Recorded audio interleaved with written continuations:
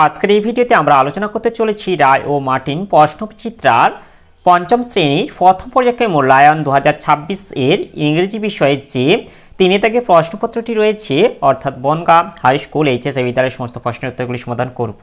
প্রশ্নপত্র সমাধান করার আগে বলে দেই, তোমরা যারা আমাদের চ্যানেলে নতুন অবশ্যই চ্যানেলটি সাবস্ক্রাইব করে পাশে থাকা বেল আইকনটি অল করে দেবে।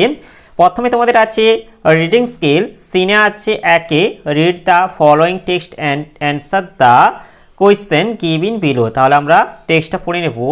India has a rich heritage of classical dance. There are many classical dance forms and each deals with some mythological narrative. The dancers wear colorful dresses and dance in harmony with music. Dramatic is an essential part of the Indian classical dance tradition.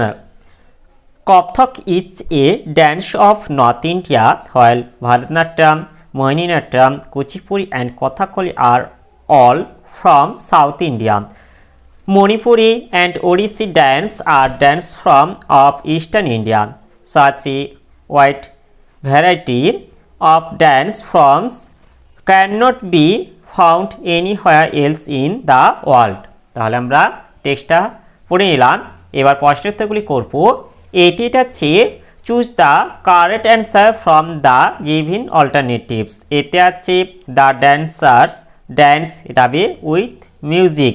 এরপরে যেটা হচ্ছে বিতে each dance from deals with, এটা হবে mythological narrative.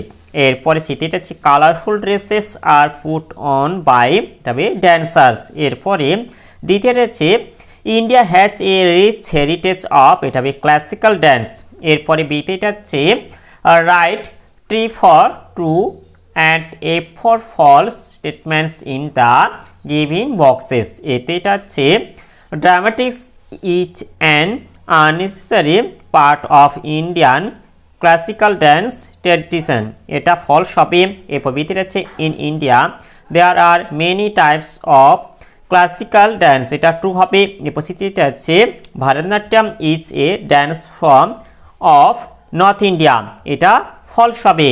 এরপরে সিটিটা আছে answer the following questions what can not be found anywhere in the world.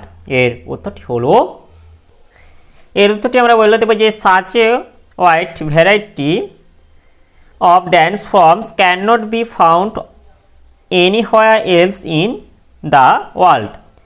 এরপরে গ্রামার অ্যান্ড ভোকাবুলারি যেটা আছে দুয়ে দাগে write the possessive pronouns of the following words. প্রথমে এটা হচ্ছে পার্সোনাল প্রোনাউনে আছে সি, এটা হবে পসেসিভ হবে হার্স। এরপরে এটা হচ্ছে বিতে উই, এটা হবে আওয়ার্স। এরপর তিনি এটা হচ্ছে change the gender of the following words. প্রথমে এটা হচ্ছে ডোন্ট থেকে এটা হবে বি হবে। এরপর বিতে হচ্ছে জেন্ডার থেকে এটা হবে গোস হবে।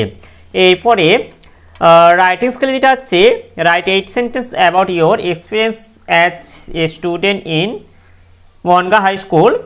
এটা হচ্ছে তোমাদের বিদ্যালয়ে স্টুডেন্ট হিসেবে তুমি কীভাবে বা কী এক্সপিরিয়েন্স করেছো সেই সম্বন্ধে লিখতে হবে। তোমরা এটা নিজেরা লেখার চেষ্টা করো, যদি না পারো অবশ্যই কমেন্ট করো, আমি তোমাদের কমিউনিটিতে পোস্ট করে দেবো।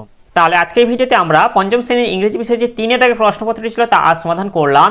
আর এই ভিডিওটি শেষ করে বলে দিই, তোমরা যারা এখনও পর্যন্ত আমার চ্যানেলটিকে সাবস্ক্রাইব করনি অবশ্যই চ্যানেলটি সাবস্ক্রাইব করে নেবে এবং এই ভিডিওটিকে বেশি বেশি করে লাইক কমেন্ট ও শেয়ার করে দেবে।